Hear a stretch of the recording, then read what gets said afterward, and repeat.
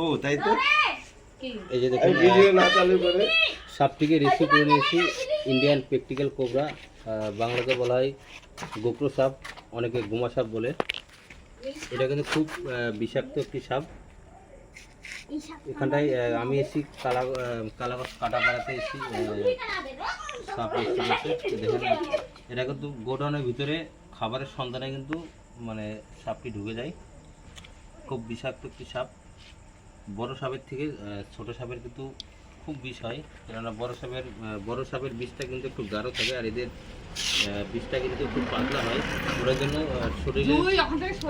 শরীরে কিন্তু অ্যাটাক করে খুব তাড়াতাড়ি ছোট সাপের বিষ। ছোট বড় বলে কোনো প্রশ্ন হয় না, কেননা খুব এগুলো সাপ খুব বিষাক্ত। আর এই সাপ কামড় দিলে হে সব সময় থাকবে। ফোন করছে কি? কারে দেখা ও টিনের নিচে থাকবে। আমার সাথে দেখা, আমার সাথে কারে দিছে? দাঁড়া, আজকে আমার ঘুম হবে না। আমার সাথে এই ভাই লাগছে না? এই লোকটা আমার তুই যে দাঁড়িয়ে আছিস? ধর। রাগ হলে মারবে না। চিনো? আর এই সাপে কামড় দিলে আপনারা কখনোই সাপ কামড় দিলে কখনোই ওজার কাছে যাবেন না, যত তাড়াতাড়ি পারবেন সরকারি হাসপাতালে যাবেন। আচ্ছা, আমার গাড়ির মধ্যে না একটা ডিব্বা আছে, নিয়ে আসো তো। গাড়ির উপরে দেখবে ডিব্বা আছে।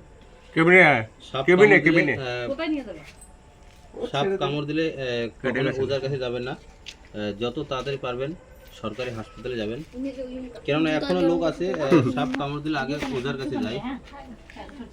এখনো লোক সাপ কামড় দিলে ওজার কাছে যায়। ওই জন্য বহু লোক প্রত্যেক দিন অনেক লোক মারা যাচ্ছে। এখনো ভিডিও দেখি যে সাপ কামড় দিলে আগে ওজার কাছে যায়। তাই আমি বলবো যে সাপ কামড় দিলে কখনোই ওজার কাছে যাবেন না।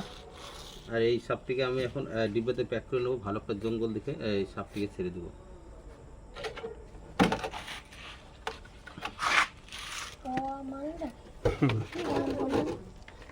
কি বলেন করলে?